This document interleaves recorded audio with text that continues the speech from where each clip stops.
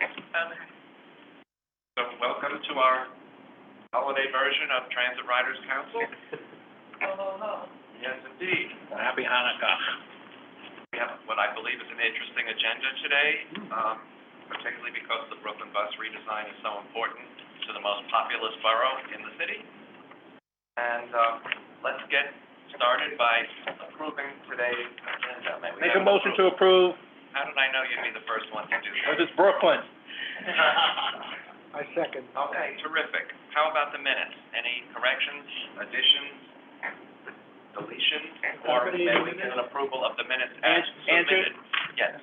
I like, before I make a motion, I do want to, because this is the end of the year, I do want to say thank you to the PTAC staff who does the minutes. And during this hard time this year between the COVID, I do want to say thank you to the PTAC, how they do the minutes. An excellent job, because it's not easy what they have to do, especially since Bradley left, and we want to welcome our new deputy. Yes. Do want to say thank you to the PTAC staff for their hard working during this time, especially with the three I think ladies. we all will echo those sentiments. Certainly second. Yes, indeed. And now, Second. you seconding that or the minutes? Both. He said both, he said both. I like him. Okay. Thank you. Any problems with the minutes, or can we get right into the chair's report? And as you just heard, we are fortunate to have our new Associate Director, Liam, with us today. Welcome, Liam. We look forward to working with you on a host of issues important to riders in the whole area. Yes, nice to meet all of you. I will say that this is, again, one of those months where we're having our meeting prior to either our board briefing, our committee meetings, or the full board. So what I will be talking to you, hey, Cicely, what I will be talking to you about are items that I have become aware of.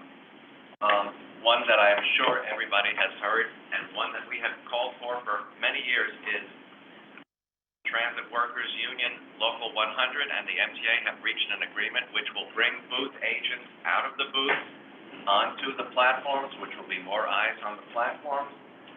They will be able to assist with directions. The fact that the Omni vending machines are going to be put in stations by starting at the end of the month and a good deal of 2023, they will be able to assist with how they work, because they will work differently than the MetroCard vending machines. And again, it's more eyes on the platform. It's, I think, a terrific change, and we look forward to welcoming our booth agents into the stations proper and on the platforms. And I see a couple of questions already. Bert and then Stuart. Question, did I understand that they will be on the platform twice a day? That's what we...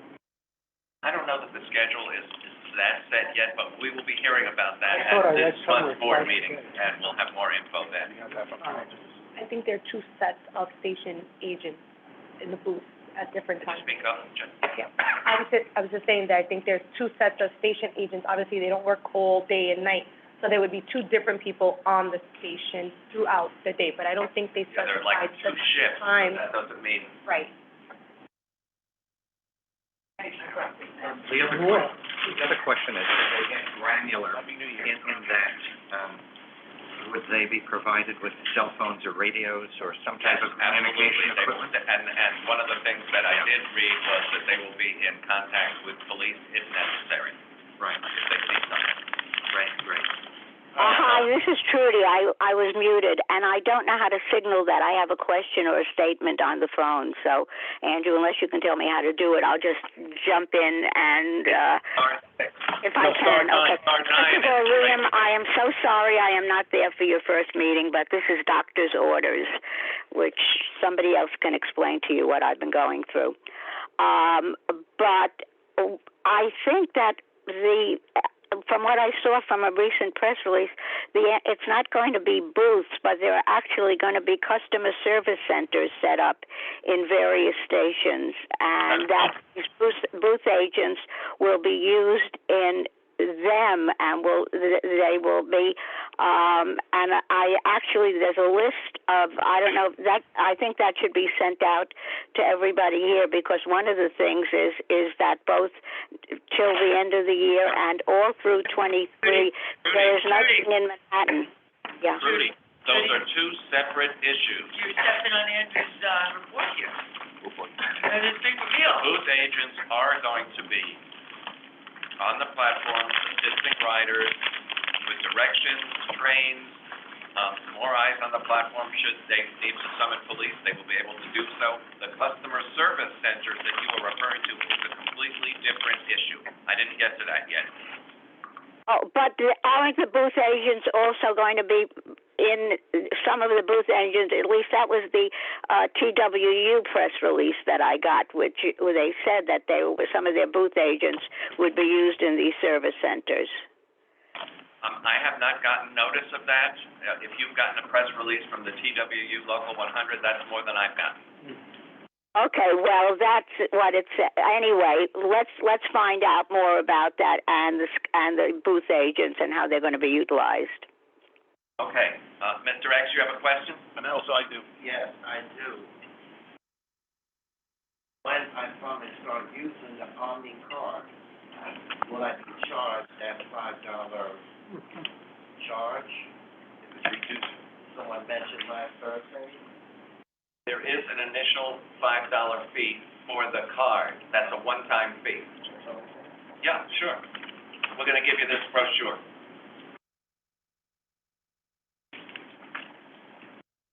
There's, legislation that may be introduced that would cap it at $2.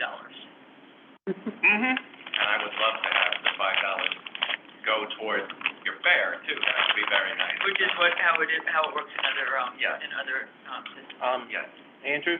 I think I brought this up at the PCAC meeting about the confusion about the $5 fee, and I thought somebody was going to look into it to see about either publicizing it or doing something about reducing it or something. I don't remember who said that they would follow up on it at the PCAC meeting. We are going to follow up on it. Chris? That would have been, Trudy, if you were here, I have the information. I will email you the information about that as well. We're gonna put together an envelope for Trudy, so we can put Okay. that in the envelope. And I'll talk to you after something else. Trustee Johnson, You know what, I'm sorry, I meant Jeff, sorry. But Andrew, getting back onto the list of stations, they came out with station listing. Right now, I'm just trying to open up to, Barclay Center. yes, Stillwell Avenue, Coney Island, I think Penn Station, Jamaica, yeah. right, Flushing, Flushing Main Street, you gotta say Flushing Flushing Main Main Street, because Street. if you say Flushing, we're thinking, Yankee Stadium, I there were, I think, maybe Times Square, right? think Times Square is the next round. Okay, that was like the first ones I heard. For the customer service. Customer service centers. Yeah. They're building some out in existing, It makes sense to do them in Okay. each and then borough they're in the building beginning. some out in vacant storefronts. and they're also doing one at St. George, Staten Island. St. George, Staten Island. I have it right here, that's what I was trying to That open the would be list. one in each borough, at least one in each borough, and. Except several Brooklyn will more than have one, two. And that's important, so folks don't have to schlep to Stone Street to do what they need to do. So this is a major improvement. Remember when they used to have the MetroCard buses go around and, yeah, well, I don't see them anymore, but. No, they are still running, but now they will have the Omni reduced fare, because they have the new vehicle, so they will be, still going around. It's just that there's gonna be changes, which we're still waiting for that information when it comes available. Okay, moving along, you may have noticed, increased police presence in the stations, and you may certainly have heard the announcement when you're on a train that if you need assistance, there are police in this station or on the platform in this station. That has proven to be quite popular with riders. This gives a sense of security and not a false sense. The conductors like it, and the police officers like it, because they it's easily obvious where they are, and, can help with certain situations. For the month of November, crime was down significantly, which is a great sign. We hope that continues through the holidays and beyond. There are more cameras all over the place, and of course, you know that they're coming in the trains as well. I don't know when the first batch of working in-service 211s are coming. Can I ask something on the safety? Yeah. Can I just finish my sentence? Yes, I'm sorry. And the 211s will come camera equipped already. The other trains, not the 46s, which are being done away with, I'm sorry to say, with wonderful conversational seating, but all the other fleets, will be retrofitted with the cameras, which is going to really be terrific. There will be eyes everywhere. Lisa? Thank you. On top of what you said, we participated on Monday in the city council hearing on transit safety. And I had the opportunity to meet the new, transit chief, who spoke after the MTA. And, he noted that 97% of fare evaders walk away with summons. They're increasing the number of, summoning, the amount of summoning on, stops and summonses for fare evaders. They see themselves as the guardians of the gate, but the 3% that have a more stringent, penalty, they find to have warrants, they're, going back to the youth agents, there'll be a 4-day of training under the new agreement, and they'll be doing safety walkthroughs. So that is beginning, the new training has already started to take effect, so that they'll be, doing the training happening soon. The PD has said that there is a 27% decrease in crime since the infusion of additional police resources. And I got notice, that several stops for fare evasion in the last week recovered several loaded weapons. Several what? Loaded weapons. People being stopped for evasion had weapons on them. So I have a question. So when you were giving your speech before Lisa spoke, you were talking about the, I give a speech. your presentation. Oh, okay. Okay. Their evasion. I'll call it a speech, in the Mr. X tradition.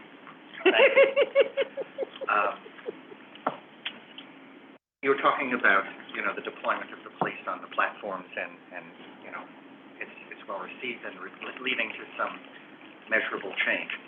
I don't ride the trains after 1 a.m. Are the police, still, on Okay. This is a 24-hour system. It's Those are 24 So they're hours. still doing that and making those announcements Indeed. during the morning hours.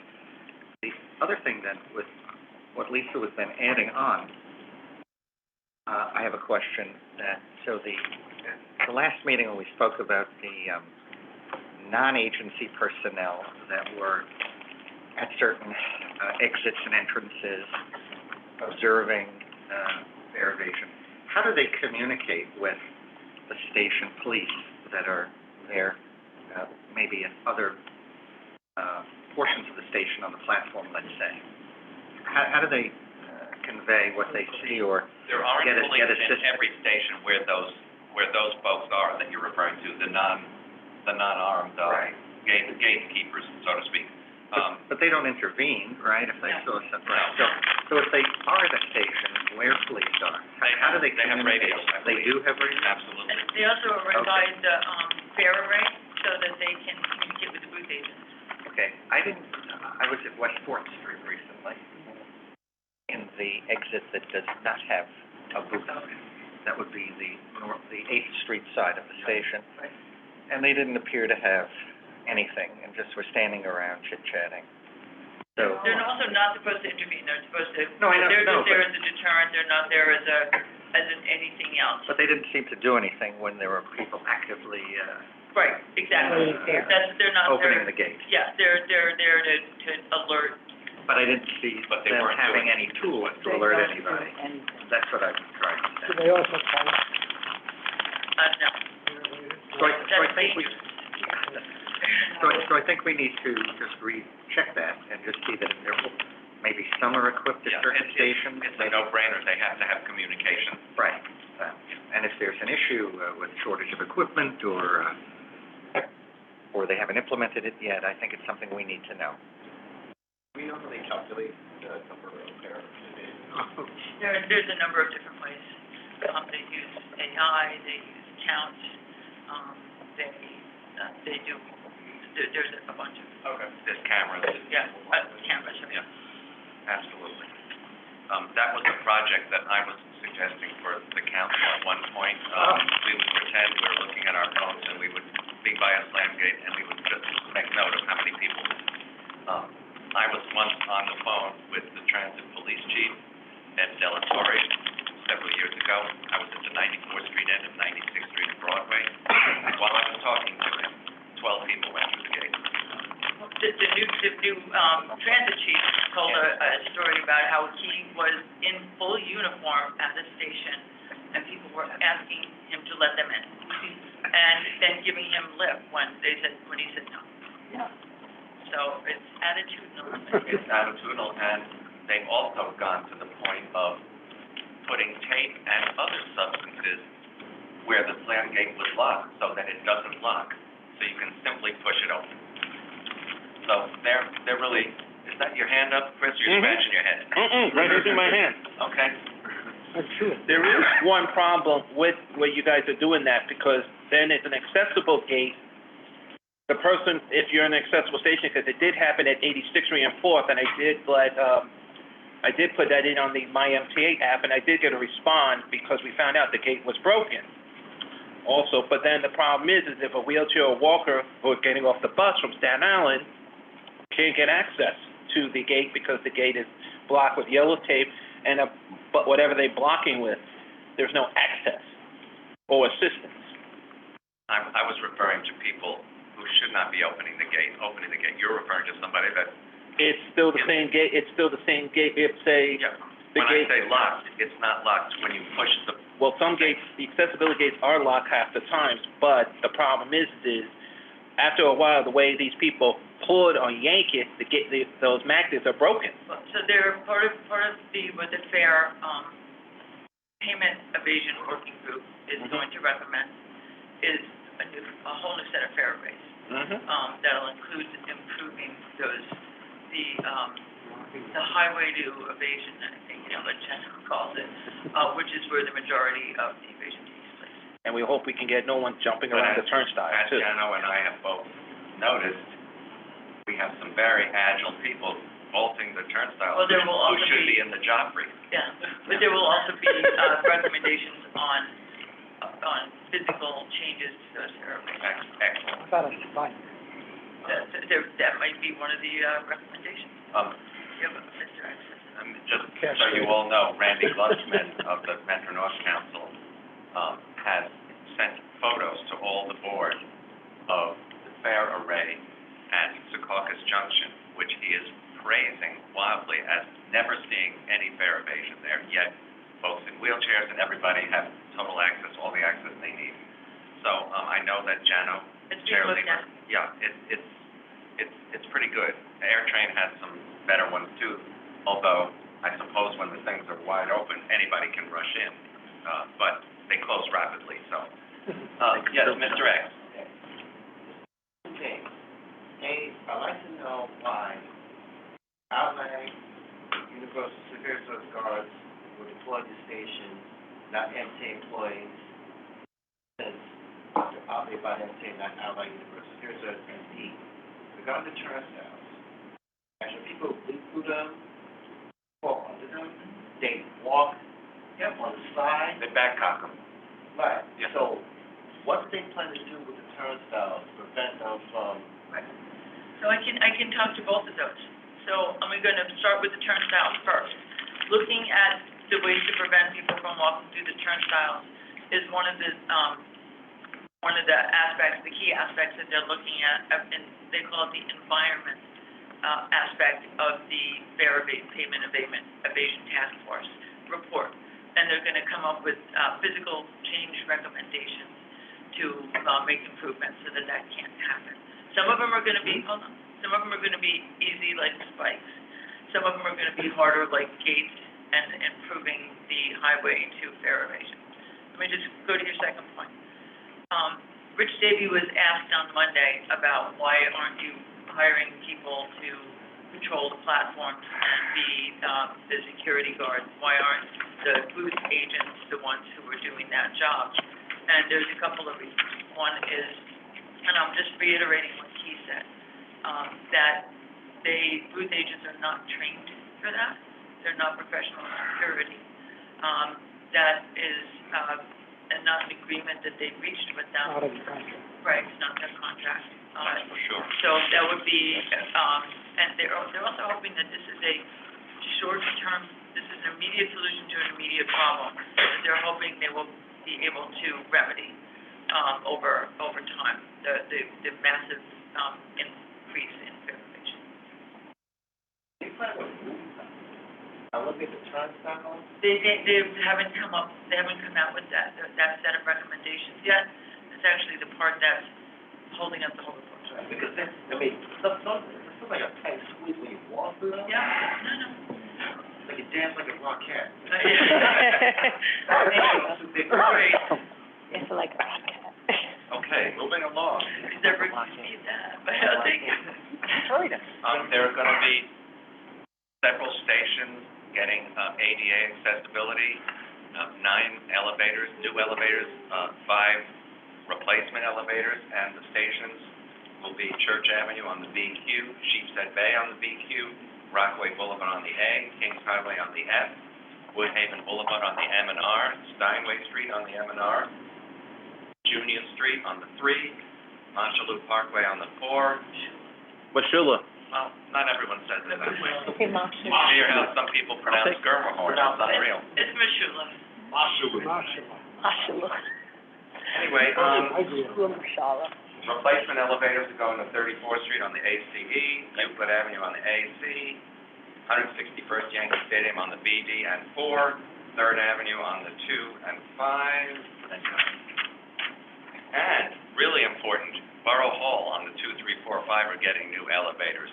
It's not clear, Mr. X had asked this at the PCAC meeting, it is not clear to me yet, but it would make perfect sense that the R platform at Court Street, which is part of Borough Hall, would get this access as well. They do have an elevator, but you do have to climb some stairs, so it is not 100% ADA accessible.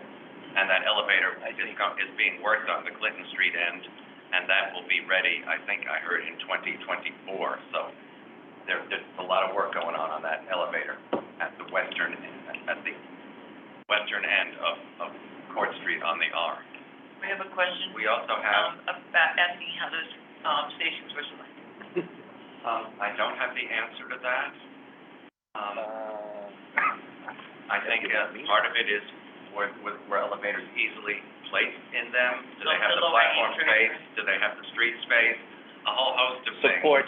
Obviously, Yankee Stadium has its Thank you. own reasons for that. If they are prioritizing where there are, gaps of a certain size, so that you could always be within a certain amount of stops. Correct. Before the next, That was the Andy Biker first. Yeah. Yes, Yeah. and he's actually had to The real collect, estate and thing, which won't happen on Central Park West, but that's another Andrew, story. Yes. what's the time frame for these 14 or 15? By the end of 2023. All of these will be done? All of these. In 23? And they're And grouping it's them. a Long Island, an additional group of Long Island, and some Metro North stations, like Woodlawn and Wakefield in the North Bronx, so that's very good. do you have to close the station when they do this, or platform levels? It's part of it, and it could be part of a GO, depending on what's happening on the line. Okay. Andrew? Yes. State, just to back our new, I'm still gonna get used to it. Sorry, Director, it takes time to process in my mind. Some of those stations were also getting people with support letters going in, and as you mentioned, Andy Bifer was listing on the key, because when he went out to those station day things, he did see, not just Sheepshead Bay, but he did see Church Avenue, because those lines on the B and Q has a lot of seniors and people with disabilities, like Kings Highway on the F. That will take some pressure off the B and Q elevator dimensionally, because there are times that elevator on the B and Q at Kings Highway is way overcrowded, because people are connecting other buses, or have to take a bus, because to go all the way to Stillwell, you have to prayer, you can get on a bus over there. So it's because of congestion in Not to those areas. mention the fact that I was waiting the for you. Culver line is frequently shut down between Church Avenue and Stillwell on weekends. It doesn't affect accessibility, because Church Avenue and Stillwell are the only accessible after that. So they have an option for them to go to J Street and take the other trains to Coney Island. Perhaps, Yeah. depending on where your ultimate destination is. Mr. X, I gotta move on, but yes, what's your question? Will any additional stations become wheelchair accessible, wearable and sub? Absolutely, 95% of stations will become accessible by 2050, yeah. and more if technology picks up the piece. And they're looking at bringing the cost down by doing multiple stations all in the same contract, which I think is a smart move, and I think which has shown to be, proven savings, for sure. So that's good. And the Long Island Railroad stations that are getting accessible are Amityville, Copiague, Laurelton, Lindenhurst, Locust Manor, Massapequa Park, and St. Albans. And Auburndale and Valley Stream, which are accessible, are getting updated, their elevators. So, I think once those Long Island stations, the Long Island Railroad is 93% accessible once those stations are completed, which is amazing. One Yeah. last question about Sure. elevators. We had spoken about this at a meeting long ago, about elevator maintenance. Are any of the new elevators being added not going to be maintained by the authority or by outside groups?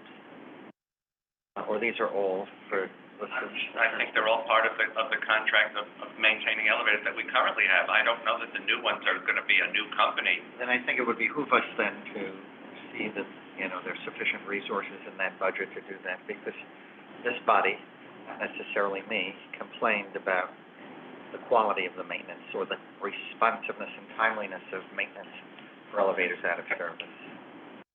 I spoke to Rich Davy about that yesterday. Okay, how timely. It was, because, you may have seen the story, that came out of the public safety meeting on Monday about the new scent detector that should go in elevators. The new sensor detector. The scent. Oh.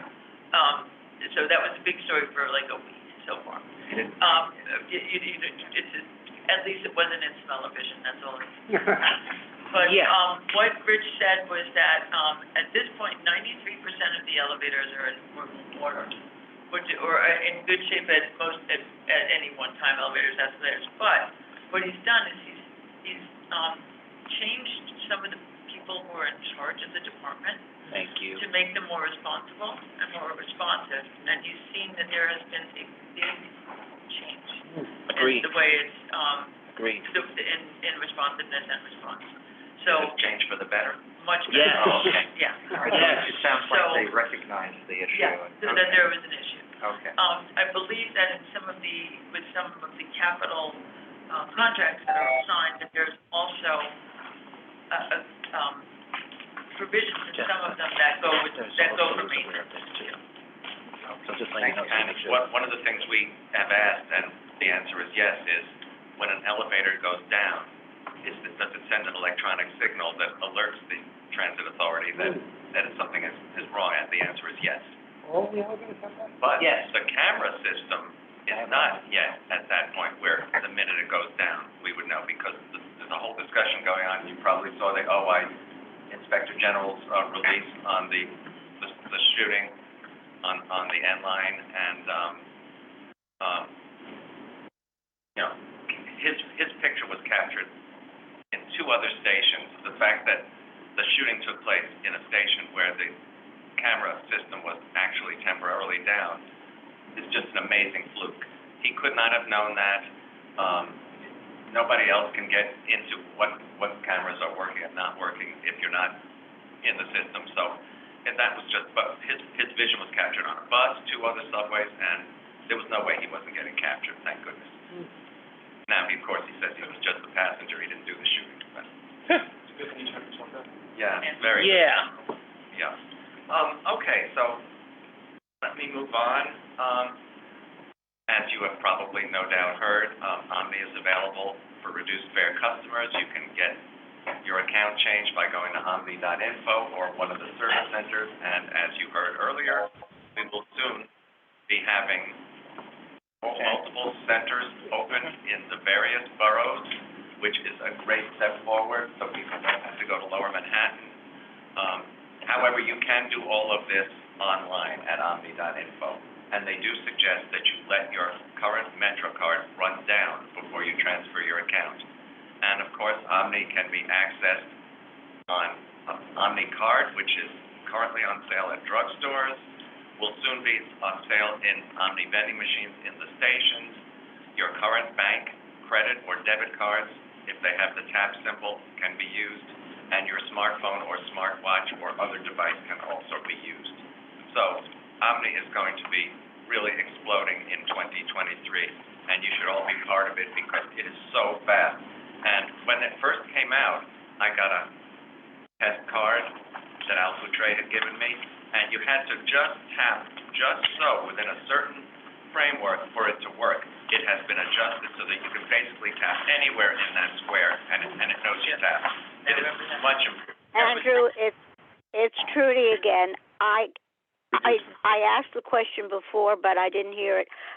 There is really a problem unless there is some kind of where the Omni cards are on sale, that there is some kind of explanation that the $5 does not go towards fares, that it is just a one-time cost for the card, because people are really getting confused, at least people who drive me crazy about it.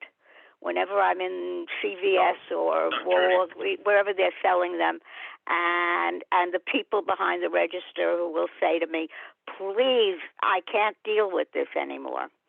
On the wrapping of the cards that are for sale in drugstores like Duane Reade, Walmart, Walgreens, wherever. Check catcher stores. It clearly states that this is On the wrapping, that's fine after they have bought it, but people who, there should be something in there's like a place where all the cards are, right near the registers, and at least in places I've been, and if there can be some kind of a something added to that, you know, where it says Omni cards $5 and everything else, not applied to fare or something. It would make life a lot simpler for all of the poor cashiers and everybody else, and frankly me, who then gets it from the cashiers. We can recommend that to the MTA, and they know who they supply these to, and we will ask them to do that to all of them. Please, thank you. Yes, thank you, on behalf of all the cashiers. Listen, we will make sure on the Omni vending machines that there is signage that indicates that as well. Yes, thank you. Yes. Yes. I'm Jasmine. Yes. So I have an Easy Pay senior discount Metro card that comes from Albany. So what do I do? Go to omni.info. It'll ask you for all your info. Chris is gonna give you some brochures. And may I? Please share that with your group. They do suggest that you if you know the value on your card, let it run down to it. I don't have value. I mean, it's like, It's automatically. Oh, it's automatically. charged automatically. That's Easy Pay. Yeah. Thank you. So what do I tell everybody to do? That brochure should explain most of what you're asking. If Okay. it does not, please let us know. Andrew, All right. Andrew, can I add something on the reduced fare, since I'm on that test pilot still on the card? As Andrew mentioned, omni.info, it's also reduced fare, omni.info. If you click on reduced fare on Google, it does give you the information how to switch from your card. But once you do get this card alone, you can do it automatic prepay. They will still have that. That has not changed, because even today, the full one has it, and the reduced fare has it.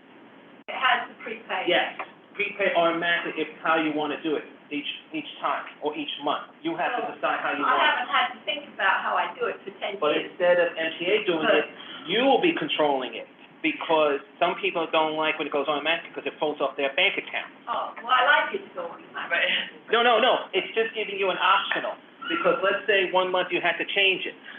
You can change it any time you want. That's what the Omni. So you'll have the option to. Yeah. Yes. I Okay. mean, the thing is that my group does not want to be pulling out a phone. No, to that, pay all the fee, No, because no. you don't want to have your phone out on the street, so, I'm just gonna say for the Several record, different ways to do it. okay. it's an optional. You have a choice of that, or you wait for the card when it comes out at 23. Oh, so With your phone. in 23, then if we've already got an Easy Pay that is done through Albany and it's automatic, do we have to do anything next year, is my question? Or will it just You have to happen let them know you automatically? want to switch to Omni. I think they're gonna automatically At send some them point, it too. will be So automatic. they'll contact you and let you know that they're making the switch over. And there is also, and I know Caitlin can vouch with me there as well as system-wide accessibility. They've been going out doing presentations at groups. I would suggest you set up a group, so therefore everyone knows when they're, so therefore you can understand more. Because I know government relations been going to for seniors, and system-wide accessibility is doing the disability ones. And they've been going out to every borough, including Long Island. And Reggie Barron's been there as well. Okay, Mr. X. Does it mean bus riders will spend time at the customer service office, which is around the corner from here? Does it mean to be phased out? Oh, it's not going to be phased out, but you won't need to go there. And there will be other locations that you can go to as well. But you won't need to if you just go to omni.info. So I can't avoid it. You can avoid it. Because it becomes more dysfunctional after it moved here. When it last moved on J Street, bus chaotic. We had a smooth operator like Sade. Yeah, I remember that. Well, yeah, you don't have that now. I got it. Okay. I just should say that ridership continues to build, and December 8th, we hit an amazing record, just shy of 4 million riders, which we haven't seen since 2020 or earlier. I don't even know. This was a Thursday, so clearly, more people are working Tuesday, Wednesday, and Thursday. Mondays and Fridays have slacked off a little. I understand there is a move to try to go to at least 4 days in-person work, but we will see how that happens. But 4 million riders on an average Thursday was great. Maybe the holiday season had something to do with it. There wasn't a special event going on. Maybe just everybody wanted to go see the tree at Rockefeller Center. Who knows? But this is great news. I am seeing standing room only on trains frequently, and that's without a service delay. So this is a good sign. I will. Too crowded to get on today. Especially on the holiday train, it's already up to the max level. Oof. So, speaking of, which we did speak of last month, the fiscal cliff, I am a member of the Fair Strategies Working Group. We will be having 4 meetings, 2 in December. My first one is tomorrow, and 2 in January. You have seen, I am sure, the possibility of a fare hike if no other aid is forthcoming. Speaking personally, I'm not saying I'm speaking for everybody. If it was a choice between a fare hike and service cuts, I would always go for the fare hike because service cuts are the spiral of doom. That just means a bigger deficit because fewer people are riding. Hopefully, we can avoid both of those things. And I have seen the proposed fares with the ordinary 4% yield, which would make the fare $2.90, and the proposed, which some people are talking about, 5.5% yield, which would make the fare $3.05. No matter which of those, if any of those takes place, there will still be fare discounts. I am convinced of that, and as a member of the Fair Strategies Working Group, I will insist that there be discounts. Our best customers, our frequent riders, need discounts and deserve discounts. We won't know any of that until February. Right. Yeah. The board will be voting next week on the budget. That will not include fare hikes in that discussion. Depending on what the legislature does when they reconvene in January, will tell us a great deal. You certainly have seen, Mr. Assembly Member Mamdani's proposal, which was released yesterday, which provides a great deal of money and promotes the idea of free buses. Free buses have been done. Andrew? Can you please wait for me to stop talking? Yeah, you can't see that. I was just going to say, when you're through, I'd like to say something. Okay. There are issues with free buses. There may be certain bus lines that absolutely should be free. There should be discounts in other places as well. Assembly Member Mamdani's legislation would allow for a whole host of great things. And include funding. And include funding to for cover it? them all and include closing the Is fiscal. there a Senate co-sponsor? Mike Janoris, Oh, Mike Gennaro, okay, so yes. both houses are represented in this legislation, and, Lisa, did you want to say anything about it since you were at the press conference, and then I'll call it Trudy? Yep, so we participated in the press conference. There, it's the package of 7 or 8, pieces of legislation, that look at free buses is one component, speeding up service is another. It incorporates raises for, TWU, or for labor that is, for whose contracts are up next year, includes closing the fiscal cliff, which, making sure that there's sustainable operating funding on a recurring basis, so that would make it all off-budget funding for the MTA out of the state budget. It would, reassess some of the existing, funding streams so that they're taken off budget, which means going directly to the MTA, so none of it inadvertently moved to a different budget line, shall we say. One of the pieces of legislation would also, so it would be all of the service improvements that they're recommending would also include funding to accompany them, plus a $500 million one-shot, because they know that there would be an accompanying need for improvements to some of the infrastructure that could be covered by the operating money. The legislation also includes a resurrected bill that would provide for voting membership for our members. Trudy?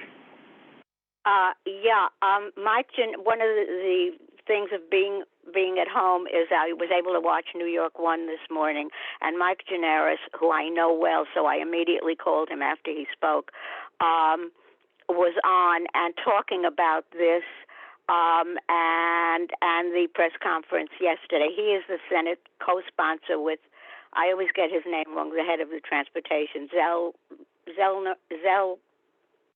it is. We'll just refer to it as Assemblyman Mamdani. The Assembly Transportation Chair.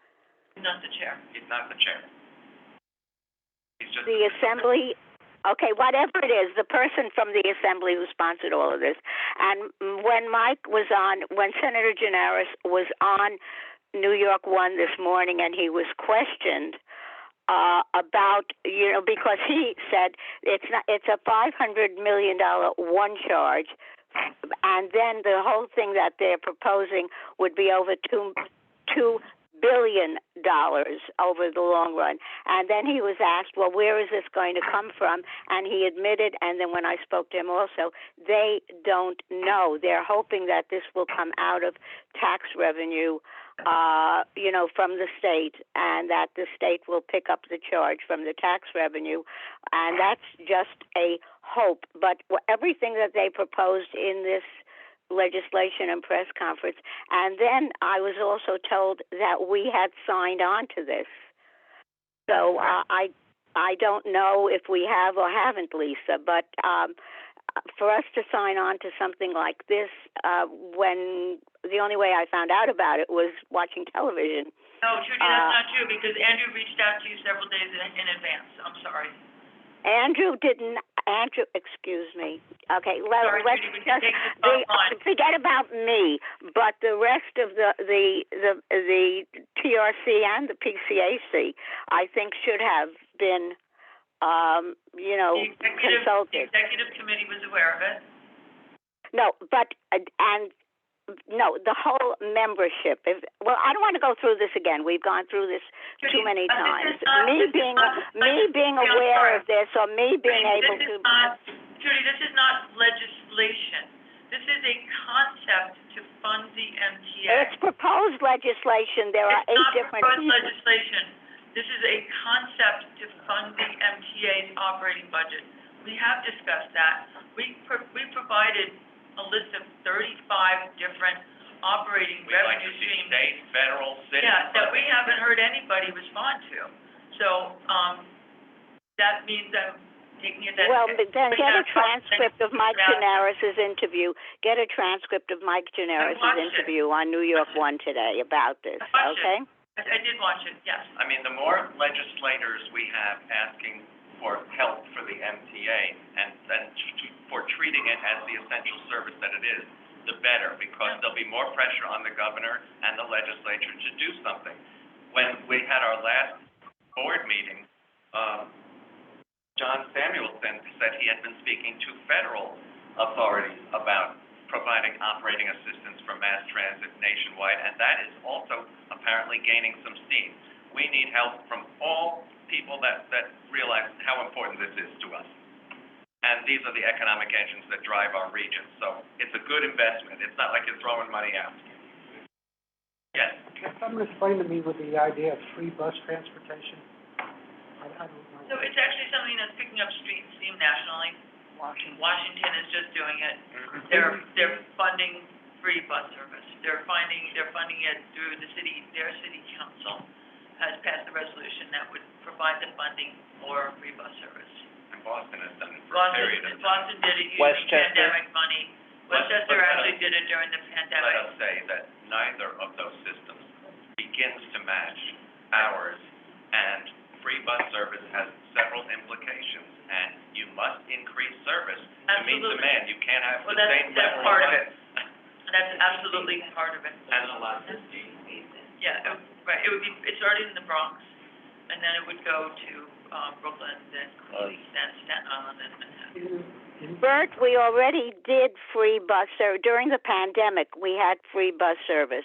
And Boston only also did it during the pandemic. And what they're doing in D.C. right now is an experiment. They want to see how it works. But this again, these were all part of this package that we allegedly signed on to and agreed to and thought it was a good idea. That's what, and since you don't know about it either, whatever, it's hypothetical at best at this point. I think it's about removing as many barriers to entry as possible, and also doing it in an equitable way. But they're trying to get out. Is it equitable to give bus service free and not subway service free? Well, most, I think the cities have a built-out bus network, and that's the Well, I know place they to don't start have first, subway and then You have to have really strong language wherever you advertise this, that the bus is free, the subway is not. right. We don't want the Oh, yeah. deficit to grow even larger, obviously. Someone has to pay for free bus service. If they're on board, that's something else. No such thing as free, it's just Yeah, nothing's free. Somebody's paying somewhere. Chris?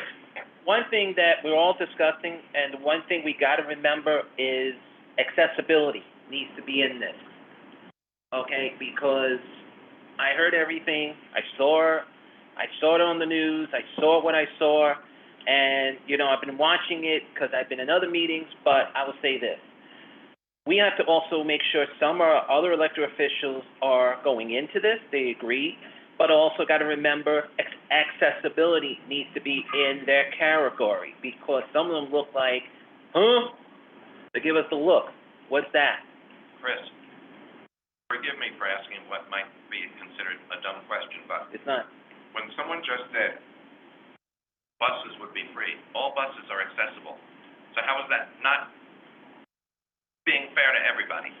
There were times, during COVID, thank you, Bert. During COVID, they actually, when we have the front was only supposed to be accessibilities, when the drivers were saying only wheelchairs were allowed, not the walkers, not a person with a cane, because back of the buses, We're not in COVID anymore. No, we're I know, talking but bus service. I'm talking about bus service that time. I'm only talking about that time. Right. This time, if the buses are gonna be free, we're gonna have one issue still on those buses. People don't understand when you see or getting off a wheelchair, a walker. We have a long way to go before we're anywhere I near agree, that and I was happening. just gonna say that, at least it's on the same But page. this is, like, the It's gonna be a long issue, and it's gonna be a The first long, conversation is how do Yeah. we fund the MTA's fiscal cliff? The immediate question is filling the cliff, filling the hole, and then then addressing all of the rest of it. That's a big issue. That's the issue. and the main thing is the funding needs to make sure that elevators, ramps, as Stuart said earlier, has to be, make sure maintained in the funding as well. A lot of advocates have been saying That's that. part of the MTA's budget, so if you're funding the MTA, that goes in line. Right. Utility of the free fares also depends entirely on the, reach of the network. So accessibility in the sense of what good is a free fare if I can't, access the bus. So that's, if it's being paired with the bus network redesign, then it's, a lot more useful to people. I think it can be sold to a community, Agreed. a lot better that way. Agreed. But if it's just a nice to have thing for a quick political win, but you're not actually changing anything about the transit service, it's probably not gonna be that successful in whatever city. What we're gonna hear today in the Brooklyn bus redesign talk is better connections, not just to subways, but to commuter rail stations as well. And that's something that needs to be incorporated into all of the bus redesigns. Yeah. Yeah. So Mr. X's question, we do have Kate on and 4 minutes. Okay. Okay, so my question is, if Jano can get funding, desires from the New York City legislator, can he postpone the public hearings, can he postpone them until the governor passes her budget? Or does he have to hold them before she passes it? Postpone them till after, but I think it depends which way the wind blows, but you'll know more after your meeting, Yeah, right? I'll know more after my meetings, but, the budget is finalized April 1st, I believe, has to be in by. But, yeah, before then. And, I know the MTA can't wait till April 1st, unless it looks like it's a sure thing, and then it's just a matter of the vote. But there's a budget, and there's a deadline, and I'm aware, but I have a feeling Jano will do some corruptive and hold the public hearings in February, and then he'll discover he didn't have to hold them, the fair telephone to be increased. But I've seen that happen under the MTA with central money thrown away over the years. I think everybody would prefer not to have to go through here, everybody, the board member. and I believe the tolls are already online to be increased, not the fares, the tolls. But we will know a lot more after next week's meeting. Our presenters. Okay, I believe our main event is here. Kate, I see, and Senna is here, and, terrific. I've gotten, a look at this, but, I think this is a very important redrawing of many Brooklyn bus routes and an improvement in many services, so why don't we just, and Evan is here too. Why don't you folks take it away with whatever order you wanna go? Great. Thank you so much for having us. Welcome, Liam. Good to see so many folks up in the room. Evan or Senna, do you want to screen share or shall I? Whatever you prefer, Kate. I'm happy to do it. Okay. Lisa, could we give Senna screen sharing permissions? You should be able to have access. Okay, great. So thank you everyone for being here. We have some folks in the room who have been through a full redesign and implementation with us, looking at you, Marisol, some of our Staten Island folks. In Brooklyn, we're in a different place than the last time we came to talk to you about Bronx or Queens. In Brooklyn, we just released our first draft plan. The only draft plan, excuse me, I got to correct my own language here. We'll talk about process and iteration as we go through the presentation. Following our prepared remarks, be happy to take some questions through Lisa. And everything that we are sharing today is already available on our project website. I dropped a link to the presentation itself in the chat. If folks are following along at home and want to look at it a little more closely later, you've got that. And we'll also put the project website into the chat box as well. So, the Brooklyn redesign is obviously part of the MTA's larger. I should introduce my colleagues. You guys know me, but Evan Bialostowski is our project manager in Brooklyn for the redesign, and Senna Phillips is a planner on the Brooklyn team. My manners are escaping me today. Thanks. Okay, fourth redesign. This one involves over 70 bus routes, and it was 650,000 average weekday customers pre-pandemic. And this is following on the heels of that Staten Island Express and Bronx local implementations and the ongoing Queens process. So let's start with a recap of the project. Next slide. we launched the Brooklyn Project in October of 2019 with the first outreach efforts focused on surveying customers and hearing about their priorities for improving bus service in Brooklyn. We surveyed customers online and in person. We held open houses throughout the borough. And we conducted on-street engagement events to help spread awareness about the project and how folks could give us their feedback. When we released the existing conditions report in January 2020, that report outlined key metrics such as population, employment, and demographic trends in Brooklyn, and analyzed how current bus service operates throughout the borough. We then began to redraw the Brooklyn bus network in February 2020, but in March 2020, we put the entire redesign initiative on an 18-month pause, which I believe we've spoken to you all about in the past due to the pandemic. But our team had the opportunity to start redrawing the network, and this year we worked to redevelop the draft plan. We've been working collaboratively with both internal and external stakeholders, including customers and our partners at New York City Department of Transportation. On December 1st, we released the draft plan and reinitiated the public outreach efforts.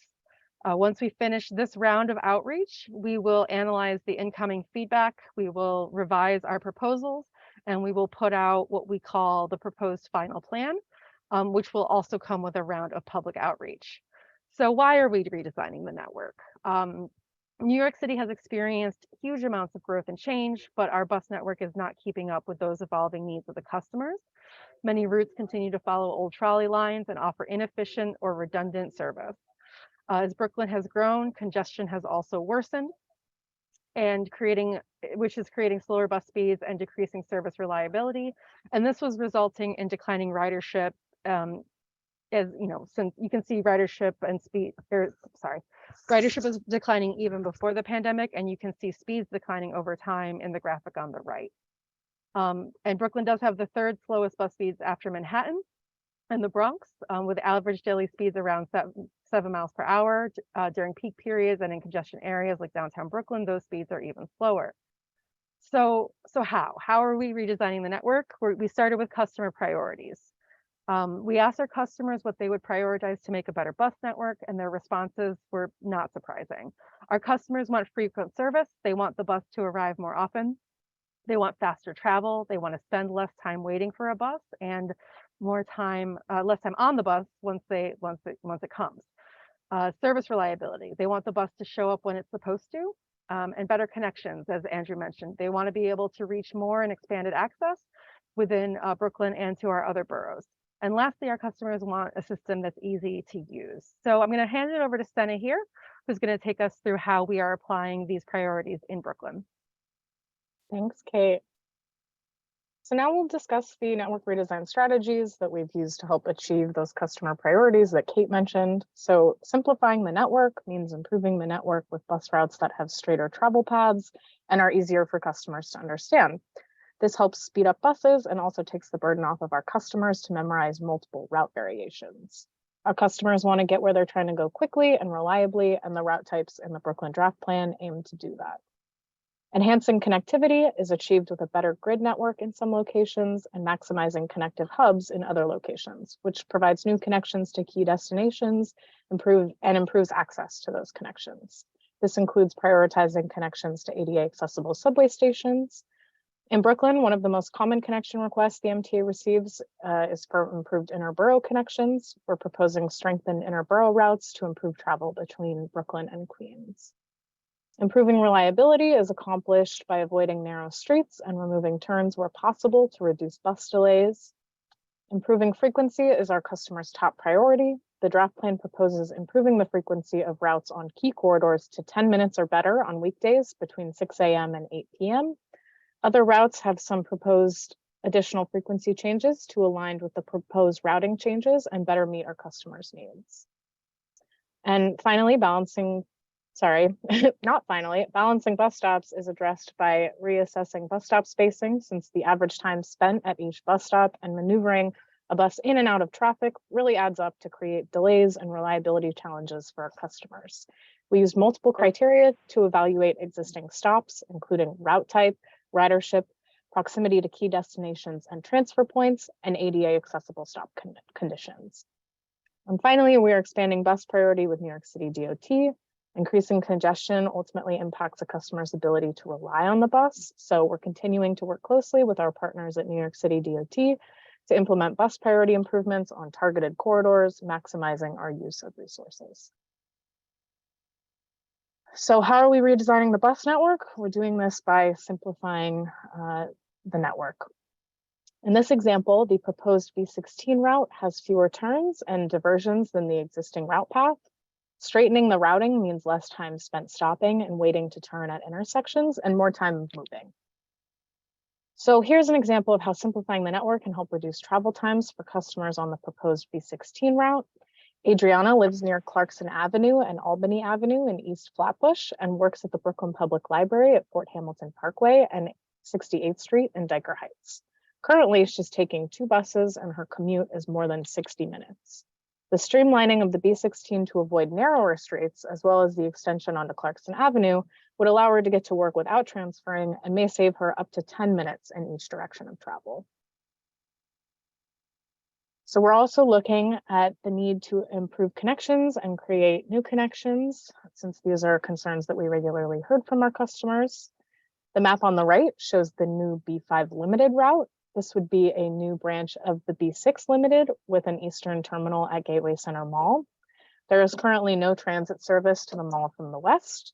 The B5 Limited would directly connect areas such as Canarsie and the junction to the mall, enhancing the reach of our bus network. So here's an example of how we are improving service by enhancing connectivity on the proposed B5 Limited. James, who lives near the corner of Avenue H and Albany Avenue, just got a new job at Gateway Center Mall in East New York. His 6.7-mile commute takes 57 minutes and requires him to use 2 bus routes. The proposed new B5 Limited route from Gravesend to Gateway Center would provide direct east-west connectivity to the Gateway Center Mall with limited stops and could save James up to 5 minutes and avoid the need to transfer to another bus route. So how are we improving the bus network? We're looking at improving frequency. In this plan, all-day frequency means service operates every 10 minutes or better on weekdays from 6 a.m. to 8 p.m.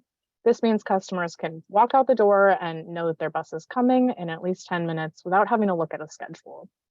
The map on the right shows our proposed all-day frequent network. Routes shown in blue are currently part of the all-day frequent network, and routes shown in orange are our proposed additions. These include some interborough routes to Queens and a few high ridership east-west routes in southern Brooklyn. Many limited routes and all crosstown routes would be part of the all-day frequent network. So we're also looking at route types when redesigning the bus network.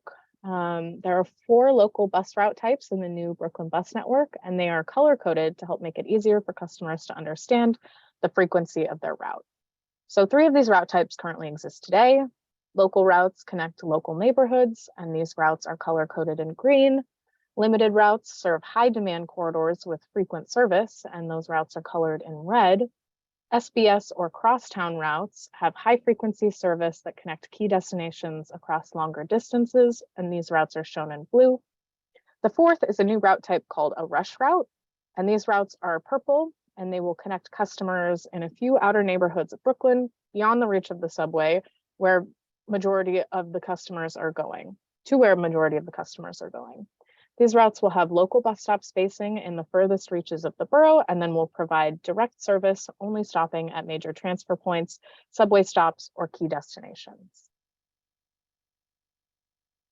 So we're also looking at balancing bus stops because New York City has the shortest distance between bus stops of any major city, with an average of 800 feet between stops. Right-sizing spacing by route type helps speed up buses and improve travel times and reliability for our bus riders. Each stop takes at least 20 seconds, and over the course of the whole route, 20 seconds per stop really adds up.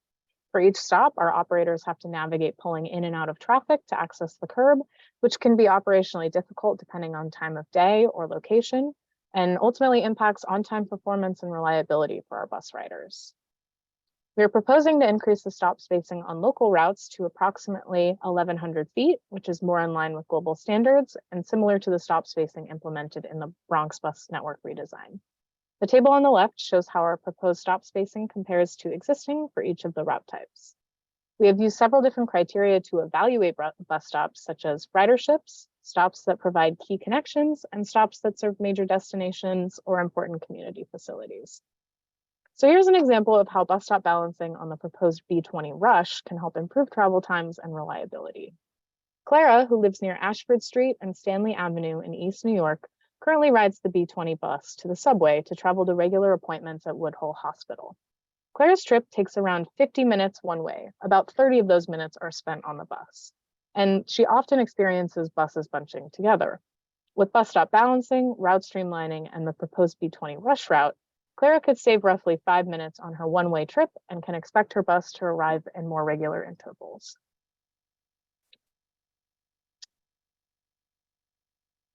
So we are also looking at expanding bus priority with New York City DOT, and that can include busways, bus lanes, and other street treatments to speed up service. We are working with our partners at New York City DOT to expand bus priority throughout the borough. They have identified 17 potential bus priority corridors that would help complement the redesign plan. Corridors were identified based on several criteria, including where we propose to increase service with the proposed draft plan. So proposals in the draft plan are centered around our customers' 5 priorities: frequent service, faster travel, reliable service, better connections, and ease of use. So let's take a look at the proposed local bus network changes. We are proposing a substantial number of changes overall. The draft plan bus network will generally look familiar to the public, though. There are 69 proposed local bus routes, with changes proposed on the majority of routes, including extensions, shortenings, and routing changes. Almost every route will have proposed bus stop changes. You will notice some new route labels, for example, the B5, as well as some retired route labels, such as the B84. This does not mean that service has been completely discontinued. It just means that it might be served by a different route label, and it might look a little bit different than it does today. In addition to routing changes, we are also proposing some frequency changes across the bus network. Some of these frequency changes are proposed to complement the routing changes. Others are proposed to create a better all-day frequent network that gives customers more freedom to travel across the borough without having to look at a schedule. Additionally, the 4 proposed route types make it easier for customers to understand how frequent their route will be based on their color. In addition to the all-day frequent network, we also propose frequency improvements during late evenings and overnights to improve service off-peak. More information on overnight frequency can be found in the draft plan, but we are proposing frequency improvements in at least one time period on 24 routes and an increase of 6 routes operating overnight.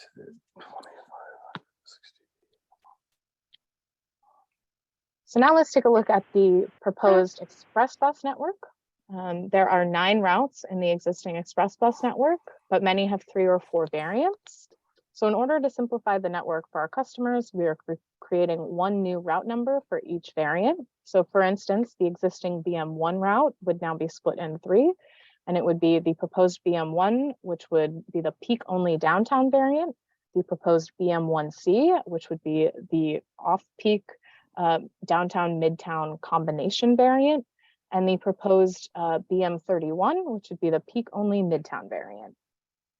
In addition, X routes have been renamed as BM routes to match the rest of Brooklyn and match other redesign projects in other boroughs. Every route has proposed bus stop changes. We are also proposing frequency and service span changes to express routes. While some express routes operate near capacity on some trips, many trips are underutilized, especially during the weekday middays and on weekends. For this reason, we are proposing to reduce service where ridership is lowest and maintain service where it is most needed.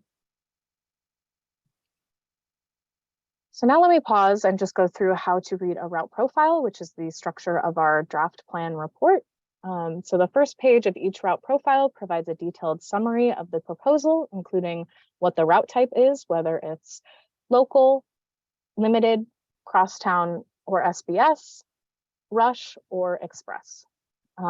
What the proposed route terminals are, what routes currently serve the corridor, and what bus, subway, and Long Island Railroad connections are being proposed, a detailed description of the proposed routing changes and the route improvements associated with the changes, and proposed versus existing route length, average stop spacing, and turns per mile, and proposed frequencies and spans. The second page will be a map of the proposed route showing exactly where the proposed service is added and discontinued, along with call-out boxes explaining which routes would replace those discontinued segments. And then finally, you'll find a stop list, which is not shown here, of which stops the proposed route would serve and which are proposed to be removed as part of the bus stop balancing effort. So now I will pass it back to Kate to walk through our feedback. Thank you. So this process is iterative. You've heard me say it before. I'll say it again. We want to hear from customers. As Rich said at our press release, we know this isn't 100%. The way to make it stronger is to talk with the folks on the ground. Customers, drivers, neighborhood members, stakeholders. We're trying to meet with everybody. So we just completed a round of stakeholder briefings after launch, and we're going to be taking a pause as we all live through the holiday doldrums. We'll be back in the new year with 18 virtual workshops, one for each community district. I'll talk more about how that works on the next slide. One of our favorite ways to receive feedback is through our Remix tool. It's an interactive web-based map. It has a lot of functionality. It allows you to see certain amounts of existing versus proposed, frequencies, all sorts of interesting details, and then you can leave us comments right there in the tool. But we also know Remix isn't for everyone. So we have created route profiles in HTML and PDF, working to make them accessible on screen readers and with Google Translate. And there's also a straight up comment box available on the redesigned webpage, in addition to all of the regular ways customers can give us feedback, 511, WhatsApp, chatbot, whatever you want to use. Everyone internal knows to route it to our team. Next slide. So this is the workshop grid. I understand it's probably minuscule. It is on the website. We're doing one workshop for each community district and doing 2 sessions a night. We're working to drive folks to the workshop for their neighborhood just so they can also meet with their neighbors and hear other people's concerns. But our team will be prepared to speak with any customer on any night. So if someone can't make the one that we've assigned, it's okay. We'll talk with them the night that they can come. And we're going to be doing 2 sessions a night. For customers needing LEP, ASL, or CART services, we will have that information on our brochure, and it is also available on the webpage right below the area where you can see this workshop grid. Next slide. This is a map of where we'll be doing on-street outreach in support of the workshops. We have a multilingual brochure that we'll be handing out. It has the Title VI languages on it, but most of the copy is going to be in English, Russian, Spanish, and Simplified Chinese, the 4 most commonly spoken languages in Brooklyn. And we'll be working to distribute literature 1 to 2 weeks before each of the workshops to reach more customers and encourage them to come to the events. So that is the prepared presentation we have for you. I'll turn it back over to Lisa.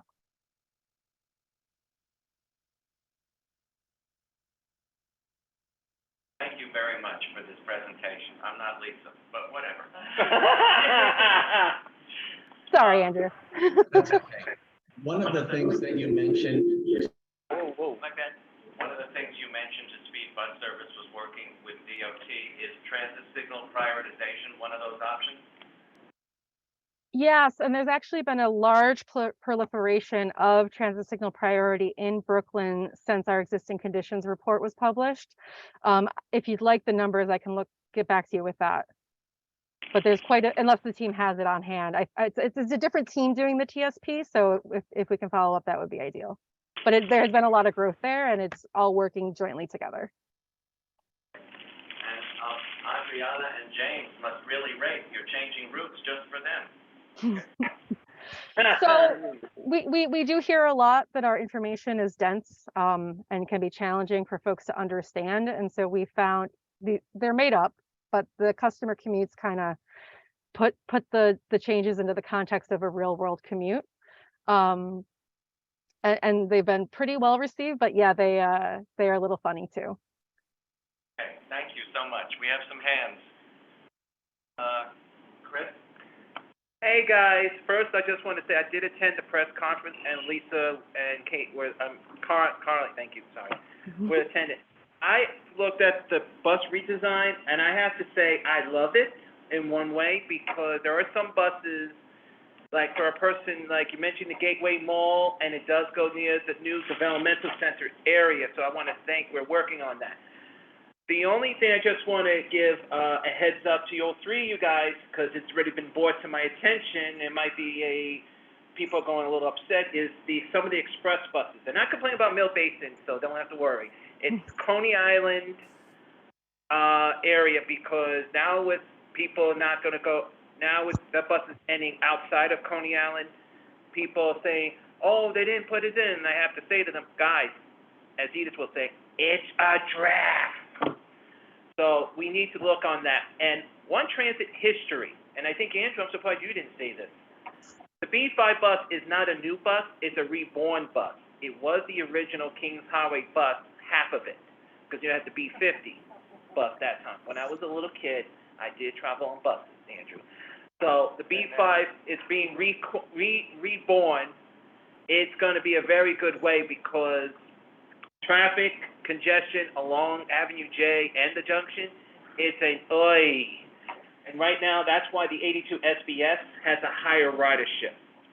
And let me know if you need me for anything to help, because we all need to make sure. We need you to provide an oi every now and then. No oi for them, but at least we got Caitlin good on. But I want to make sure that we really need to bring it up a notch, because in 2019, there were some areas that were low attendance.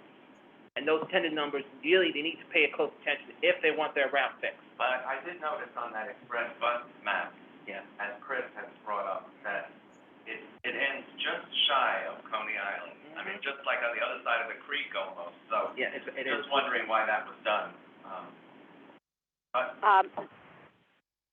Andrew, this is Trudy again. I can't raise my hand or anything, so could you put me in the queue? I don't want to get ahead of anybody else, but You're in the queue. thank you. Anna, did you know why that just? Can we address do you want us to address Seagate? Sure. Okay. Sure, I'm happy to speak on that. So with our express bus analysis, we really were looking at ridership, and on the routes that serve Seagate.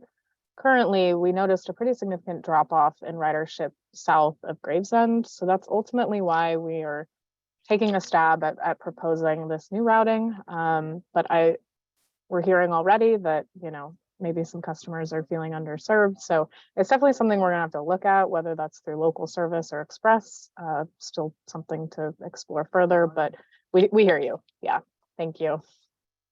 Thank you. Sure. Hi, the plan or the draft seems really well thought out. The bus spacing ideas and any of the other concepts are great. I never really get granular, but I want to just point out some things in southern Brooklyn. And I'm not talking about Red Hook, because that's South Brooklyn. So on the Coney Island Peninsula, the swaps with the 49 and the 68. Thank you. Very interesting. I think it'll do a lot. The one proposed change that could be problematic is the rerouting of the B4. You're disenfranchising the Beach Haven community, and the original concept of why the authority did this was to get customers from Bensonhurst to Coney Island Hospital. It assumed the route of the old B21 bus that was eliminated years ago. So by taking that bus and routing it down Stillwell, which parallels the train line, does a disservice to the Beach Haven community. They're not going to walk 2.5 long blocks to Avenue Z. And I observe this line in the morning. I use the line, but I'm not speaking about myself today. And I think you would move yourself to take another look at that. Avenue Z is problematic with the B1, given the businesses and other deliveries that take place in the morning and in the afternoons. So maybe utilizing the Avenue X corridor for the B1 has issues in the morning with deliveries and slow traffic. So you may want to look maybe again at utilizing Avenue Z for more frequency thought. Because right now then, for the people coming from Bensonhurst, if you do route 4 down to Neptune Avenue, riders would have to change back for the B1, the bus that would still go along Ocean Parkway towards Coney Island Hospital. So just something to look at. Okay, Trudy. Wait, let me,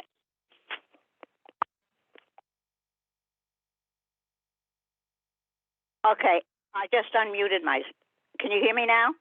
Yes.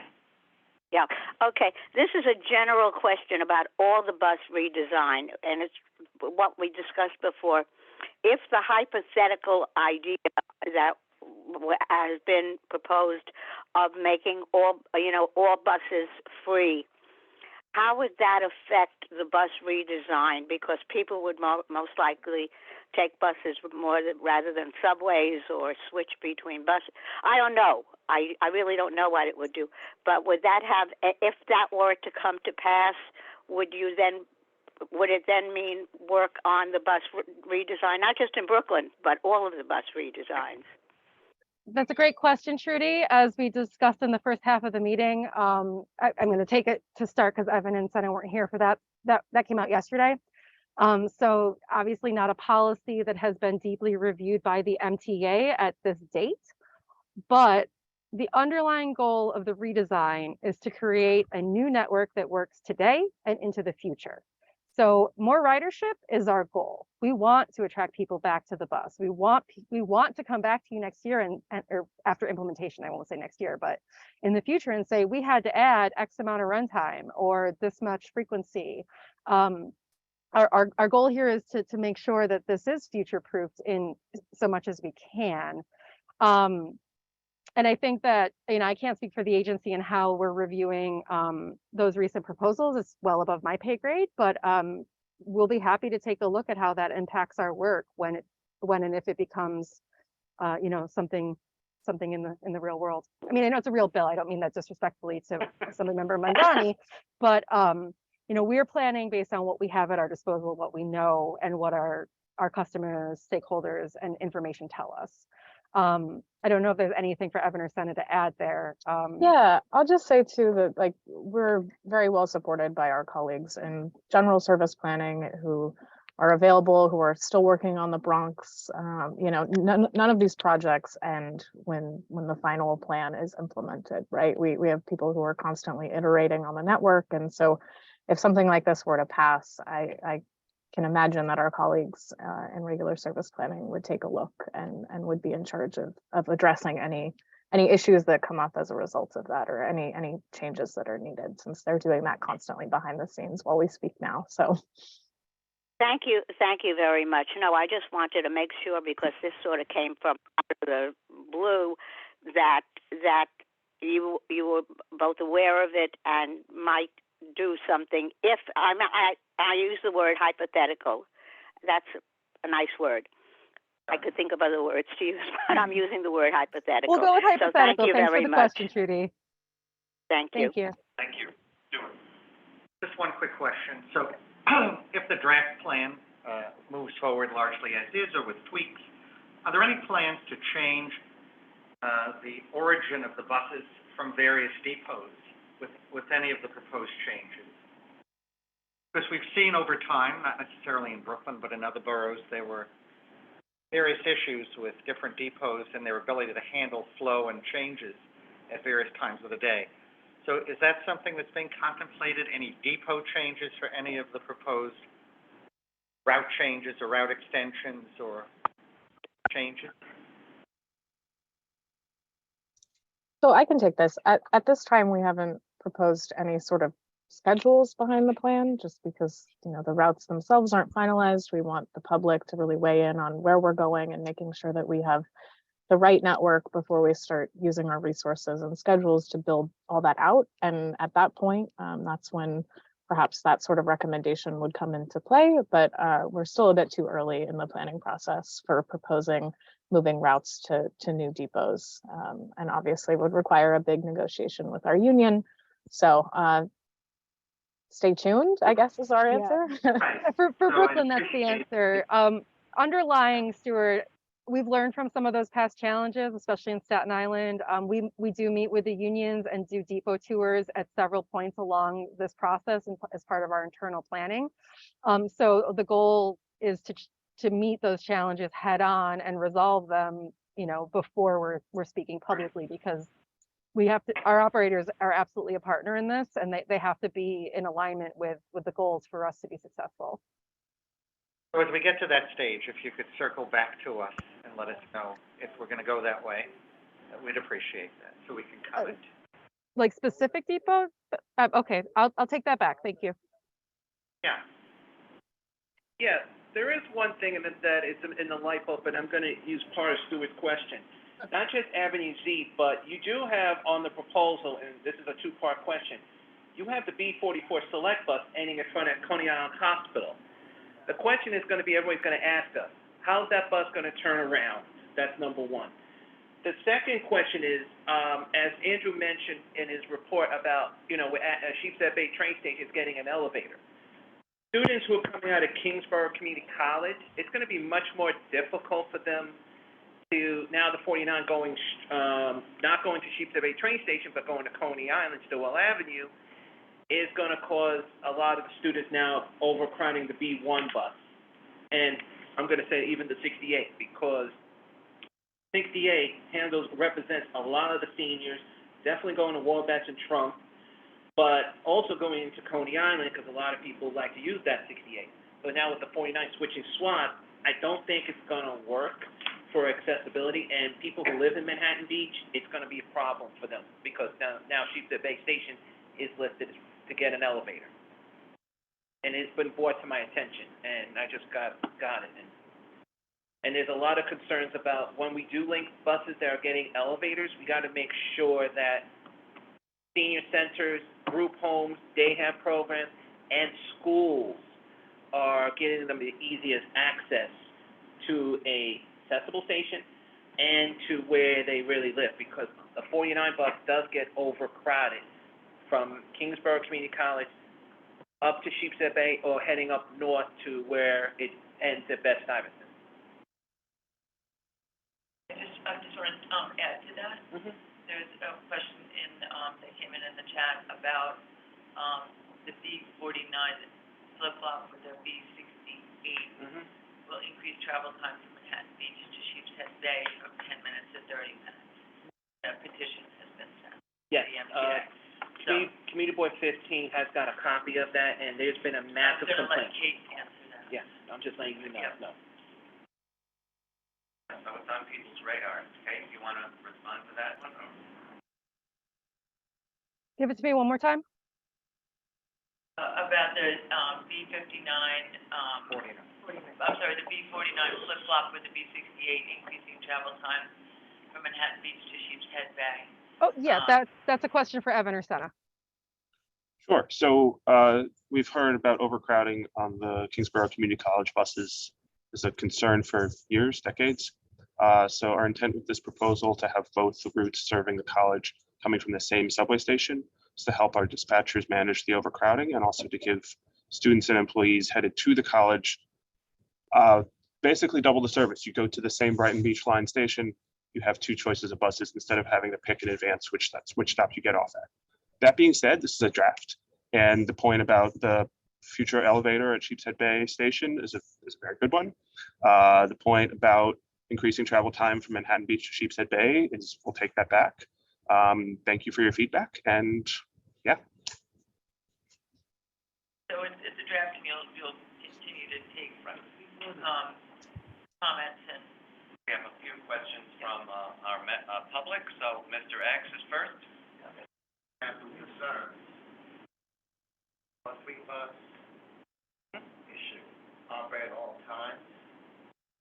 Missing SDS, it should originate at. Another concern is. I'm sorry, we can't hear Mr. X. His audio is being gated by the Zoom technology.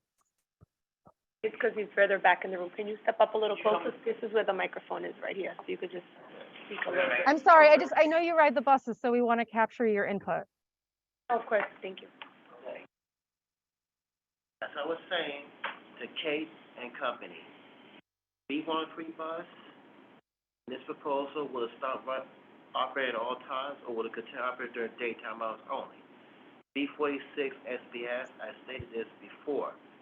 Like the B46 logo should originate at Marciano Station, not Cusco Station, because that shows the B44 Expresso logo of both originate at Marciano Station. So why would the B46 bus treated differently? Also, I stated before, in this proposal, there should be buses originating in Brooklyn, heading for Queens, and then heading from my borough, using the Brooklyn Queens Expressway, the Grand Central Parkway, the Tri-Borough Bridge, Major League Expressway. There's no reason why it can't be done. There's no excuse for you to exclude that proposal, those routes from this proposal. And Kate, I told you in your tag team phone a while back, we need buses running between my borough and Queens, eliminating Manhattan, and you said that was unnecessary. I beg to differ on that. So, your proposal, I'd like to see buses originating in my borough, head for Queens first, and head for Brooklyn second without entering Manhattan. You said Deacon Expressway, the Tri-Borough Bridge, Grand Central Parkway, Brooklyn Expressway. It can be done. They can originate stations. That in my borough, there are some stations in Wilshire, Yankee Stadium, Bedford Boulevard, and Kingsborough via the B&D trains, Fort Road via the 4 train, 170th Street via the 4 train. What's the hold up? Okay, and they can go down the Deacon Expressway, over the Tri-Borough Bridge, make a stop at Stark Boulevard Station, which is wheelchair accessible, go down to BQE, to Marciano Station, which is wheelchair accessible, and make more ridership. From there, it can run to J Street Station via the AC and F trains, and is now connected to the R train. It was connected to the MJ train until it was discontinued in October 1969. The same month that Mets won the World Series for the first time.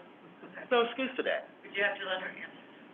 Okay, no problem. I just want to put it out there. I think we captured that. A lot of good suggestions there. Not sure what conversation you're referencing back to, but never meant to offend. We're just talking about what we're proposing here, and we're taking in all the suggestions. Borough Express will do some of those things if it ever gets built. Carl has his hand. Carl. Yes, yeah. I was taking a look at the, for Kingsborough Community College, the B44 SBS route, you're ending it at Coney Island Hospital. Instead, could every other SBS, 44 SBS go to Kingsborough? It'll be easy to make the left turn, though not at Ocean Parkway, but probably at Coney Island Avenue. And that will provide the access for Kingsborough students to get to Sheepshead Bay Station and also to points north. Like if you're coming from central Brooklyn, eastern Brooklyn, and you're going to Kingsborough Community College or Queens, and you take the A line, you have to first transfer to the local C, then you got to transfer to the shuttle, then you got to transfer to the B or the Q, then you got to take a bus. So people can get off at Nostrand Avenue, which is an express stop on the 8A line, and take the 44 SBS straight to the college. That would be a benefit for all of Brooklyn, for students going to Kingsborough Community College. So you can take a look at that. Thank you. Don't see any other hands, so a big thank you to the team for this. Thank you. We will be attending some of the events that you're going to hold and virtually and listening to people's comments. Thank you so much for doing it. Much appreciated. Thank you. Thank you. Take care, everyone. Thank you. Happy holidays. Because of the time, we did not do the priorities for 23. Well, at PCAC meeting, distributed a list of priorities that the staff came up with, which we're happy to resend, along with funding with operating revenue. So, if you have any to add, any to remove, any other ideas, any thoughts, please share them with us, so we can help to direct our staff resources. We are hoping, I'm gonna cry if I say this every time, just not what he said. that we're gonna be able to post our vacancy coming week. Don't cry. Lisa, stay strong, stay strong. It's strong, it's been, It's an unbelievable process. I'm hopeful that we're gonna be able to post this by the end of the week. Remind everybody what that person would be doing. Be the planning and advocacy manager, so it's a little bit of an expansion of Bradley's former position. So it's just manager. It's actually, it's an invisible, a normal, because it's basically hunting a unicorn at this point. But hopefully we'll get that up so that we'll have an additional staff person sometime in 2020. How long did you on board? That's a new record. August to December. Either way, still a new record. But HR is implementing a new hiring process. Second one this year. So, Short on people or just? they're also short on people. HR is also hiring HR. So, they're still providing as much service as they can with what they have available. So there's a lot of, it happens internal too, not just on the road. yeah, it's everywhere. It is, Everywhere. So, yeah. So please send us your thoughts on and ideas for, priorities, which we, will resend them.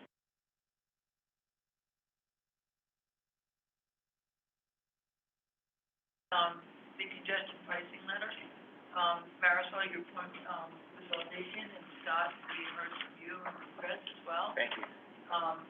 With regard to exemptions, that's not part of this conversation at this time, because we have no idea what's being proposed. So this is not up to the governor, it's up to the TMRC.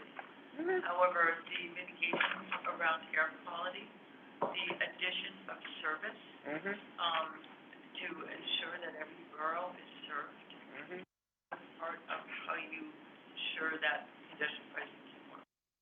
So we can certainly To Scott's point, many people have mentioned, and it's definitely an option for consideration, that if you paid an MTA or Port Authority bridge for tunnel tolls, and I know the GW bridge is a whole different animal, but at least the Holland and Lincoln tunnels, you carry all of, they're spelled out in the legislation. Right. So if it's spelled out in the legislation, it's already in. Will be considered. So they're right, they're already considered as, there'll be a discount, and not an exemption, a discount. Well, it'll go towards It'll go congestion. towards the price of congestion. Not $20. It's That's the not high end. $87 for a truck. So that's what the, And the hours and days of operation have nothing been has set. been set. Not set in Can't they stone. get rid of those numbers? Those numbers were put out there as high-end numbers, because the FHW required that at the moment. But the, messaging around them, messaging against them, messaging around them has yet to be. The messaging against them always takes the highest number, 23, Ah. to give it. Yep. Makes a better argument. Yep. So there's still a lot to happen. And Congressman Josh Gottheimer of New Jersey, who was introducing legislation so that the MTA would not get federal funding if it imposed congestion pricing, even though it's state law right now, they frequently use as an excuse that New Jersey doesn't have enough mass transit. Well, you've increased the turnpike tolls, you've done other things, build it. Well, funding from the, access to the, it sounds like access to the region core funding was stripped from building that tunnel and was given to highways and bridges. I did hear a recent news flash that New Jersey Transit is getting money, and one of the things they're seriously considering is expansion of the Hudson Bergen light rail line, which is great, but, the commuter rail lines would be great too. Okay, then, Not seeing anything, let's go to old business. Andrew, I do have whole business. You have to be of a certain age to have that. It's not a birthday. Okay. My birthday's not until April, so I'm good.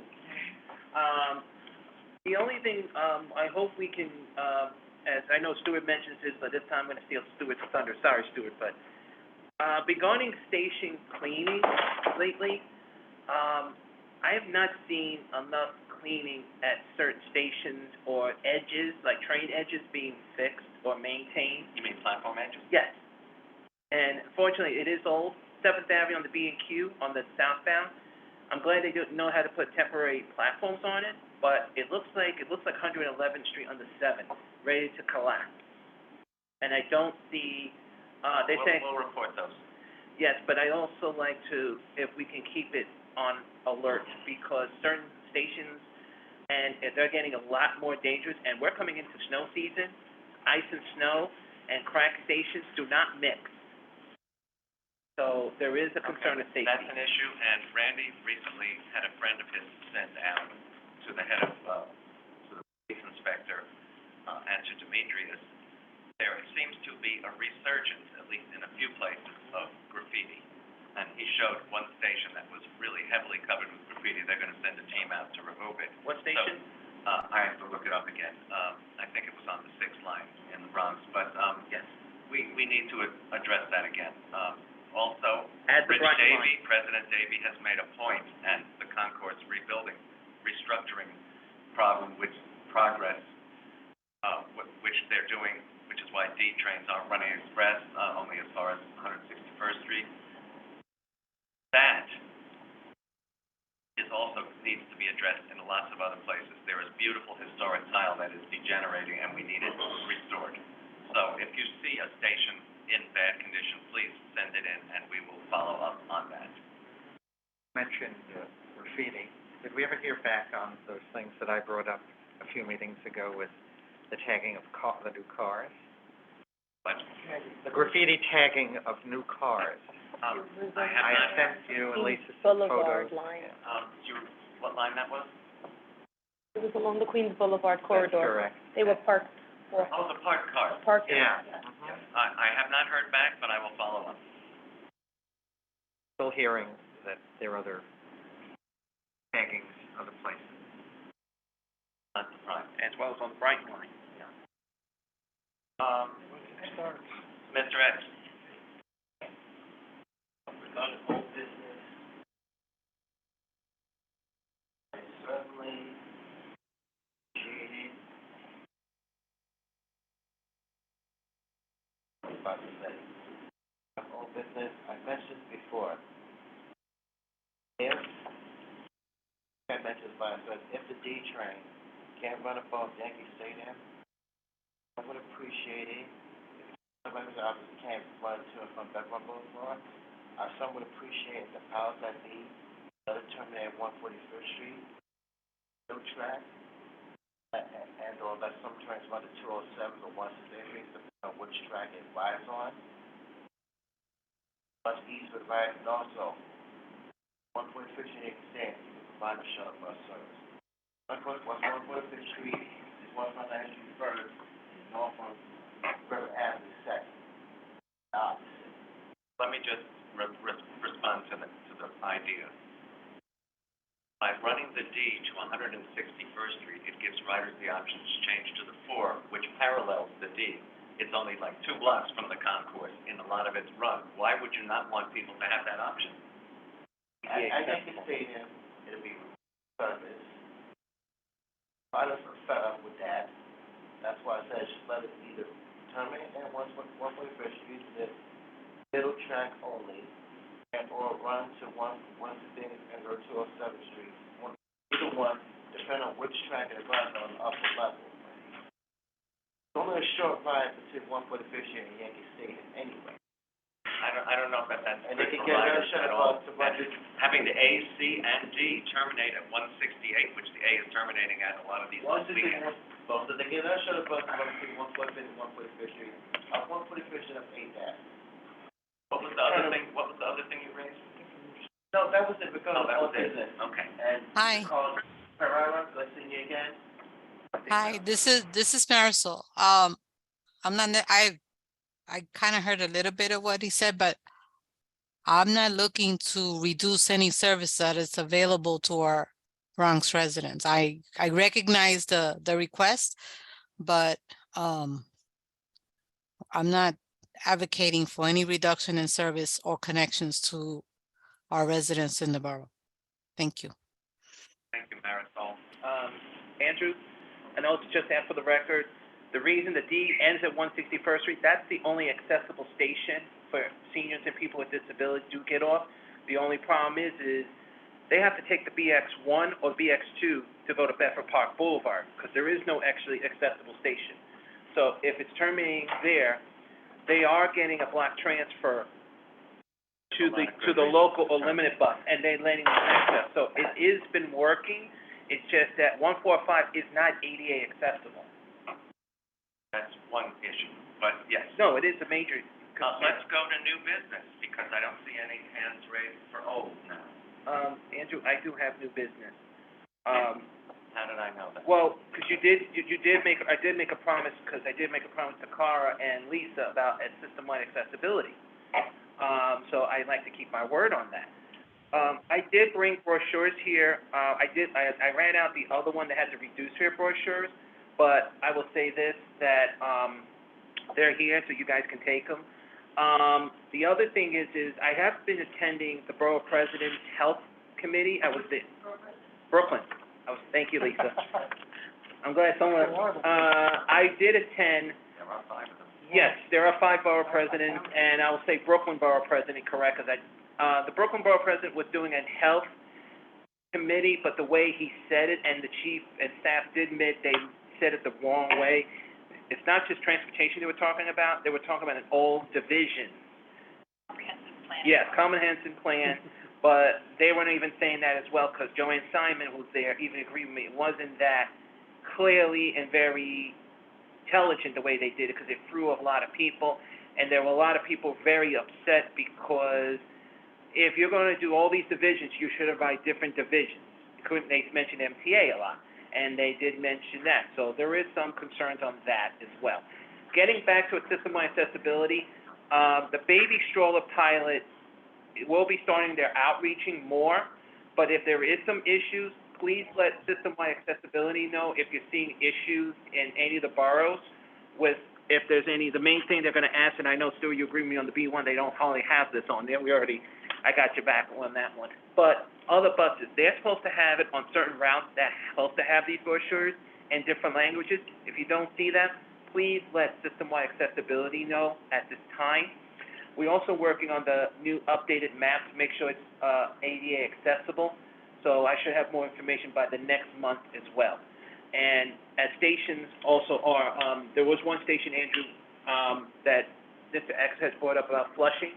It is shut and it's being reconstruction, and there's been complaints more about when. Main Street Flushing or No, Flushing Flushing Avenue. Avenue? Okay. I didn't say the 7 or the J. I meant the J and M. You didn't say any lines. I know, That's why I'm asking. I did say that, I didn't say the line.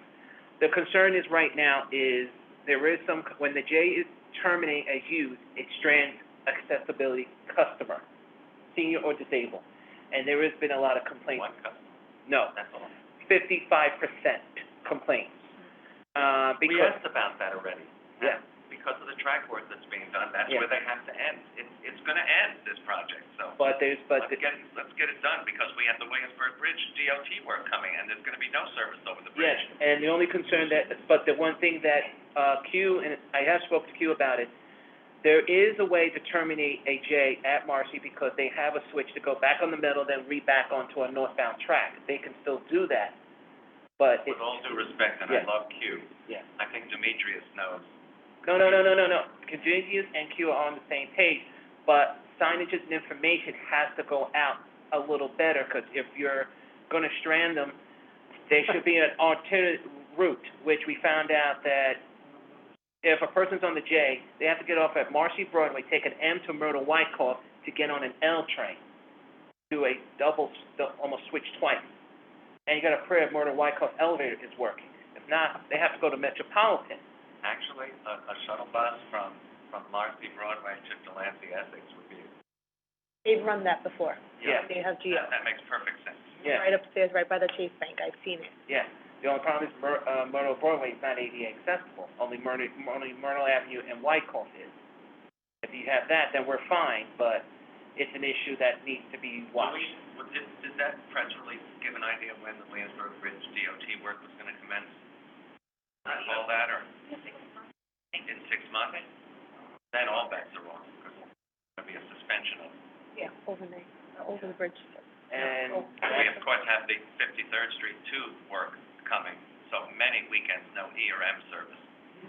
Unless this next whole next week between Christmas and New Well, Year. M services on the weekends, yeah, Metropolitan, Delancey, Essex, anyway. Chambers, they have it on Chambers. Yeah, they extended it. Which, a lot of people are happy for that, because that means, oh, I can go to the new elevator. So it's a great idea to check mta.info or the other apps that give you service info before you set out on weekends, because there's so much going on. Sign up for the MP's weekend. You can sign up for Yes. that as well. Let's move to new business, because we're running out of time. Anyone have any items of new business? Let me ask for members first, Mr. X, and then I'll get you. Not seeing any hands raised? Yes. Okay. There should be, outside Staten Island, there should be more physical transfers. There are many, one on Hoyt Street between Fulton and Sherman Streets. That's a good example.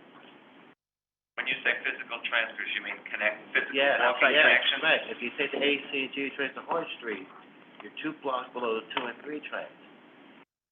Why can't the powers that be build physical transfer there? That would be nice. It might require the taking of private property, could be one reason, but. Okay, but then another transfer in Manhattan. And In that's my Manhattan. transfer. I have also heard many people request the transfer between the Borough Hall 2, 3, 4, 5, and J Street Metrotech stations, which are physically closed. I've also implemented that, because if they do it that way, they won't need Court Street Station via the R train, they just keep Long Street Station, which is already wheelchair accessible. We can ask. But also regarding new business, Bergen Street, F and G train, each, 50th Street, E train. My suggestion is, keep the lower level tracks, dismiss the platforms. You don't need them. The trains can still run. 141st Station, via the 6th train, keep the platforms, dismiss the station, take the platforms, and build them as passenger relief at 140th Station, because 140th Station has more ridership, 141st Station has terrible ridership, had terrible ridership in the last 3 years, last 3+ years. I'm saying a few people boarded the up train in both directions. I've used Bergen Street quite a bit, and I see good ridership there. And the reason that we'd like to see the lower level platform reconstructed is, and there's only 2 of them currently, but there could be more later. The F Express, for you not to have a station in Borum Hill, Cobble Hill, or Red Hook, and to go express and miss those very populous neighborhoods is a shame. There used to be a lower level at Bergen Street, as you know, which made perfect sense, but there was a terrible fire there and it's gone. So it can't be rebuilt. They're not planning to rebuild it. But Gonna go also, from J Street to, also AA, Fulton Street line, congestion. If you want to ease that congestion, I mentioned before, Court Street Station, build up the platform, store the cars at the tool station yard. That platform should be used by the Fulton Street local at all times, leaving there should run to the Queens terminals, where it's an Explosive Street Express, and the Euclid Avenue, because the portion below it will build primarily for local service. And also, Rockaway line, old track there, you see from the A train, by Woodhaven Boulevard, Rockaway Boulevard. What are we doing with that line? Are we turning it into a parking lot? Are we turning it to a subway train line? That's the Queens Link, proposal. Okay, so if we can't turn it to a train line, can we turn it into a parking lot? They're talking about turning it into a park. No. It should be a parking lot, because you can get more cars off the road if you turn it to a parking lot. You got all that space. What's the problem? I don't see that happening, because there's a big controversy between a beautiful park like the High Line or the Queens Link train. Bye, happy holidays. Andrew, make a motion to adjourn? Happy holidays, everybody. Happy holidays. Happy holidays. holidays. Bye, happy holidays. You can say Marisol seconded. Said it. Bye, guys. Don't be talking about me, Chris. Happy holidays to all.